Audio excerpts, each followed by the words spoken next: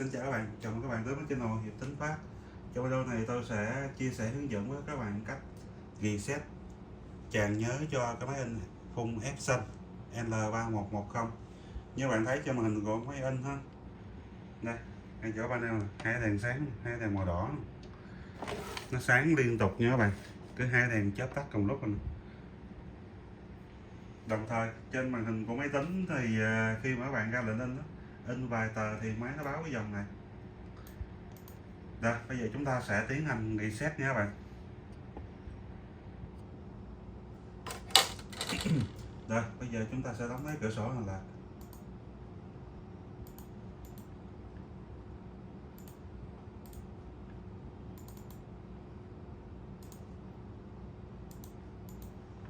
Rồi, các bạn sẽ mở phần mềm reset lên. Bấm chuột phải lên, chọn Run Administrator. Yes. Rồi, để chọn máy in ha. Select. Các bạn lít vào chọn đúng cái cổng USB nha. Ok. Particular Assessment Mode. What's it in back counter. Ok.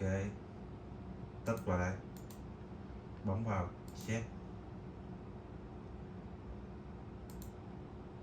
Bạn thấy chầm chầm ha. Rồi. Tích lại hai cái dấu này. Main back counter và Latent back counter và bấm vào đây. Ok. Lúc nãy bạn sẽ tắt nguồn của máy in. Và trên màn hình máy tính là bấm chữ OK. Ok. Finish. Rồi, đóng lại. Sau đó tôi sẽ mở nguồn máy in lại.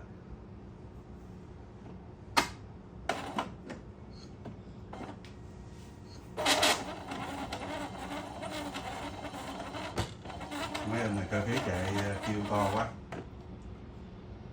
Máy này mình cũng mới nhận sửa có cách nữa các bạn. Rồi sau khi khởi động xong thì bây giờ chúng ta sẽ in kiểm tra luôn nha các bạn.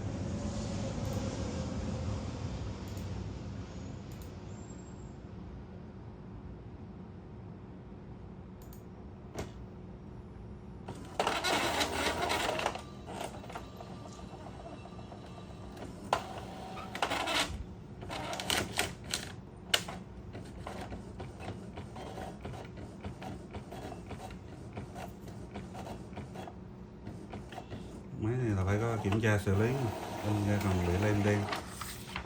Nhưng mà cái việc đầu tiên là chúng ta đã reset thành công nha các bạn.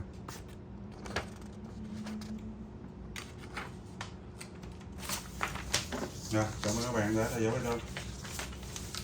Nếu bạn thấy video hay hữu ích, tặng cho mình like, share, subscribe và bật chuông nha, để luôn luôn được nhận nhiều video chia sẻ mới nhất.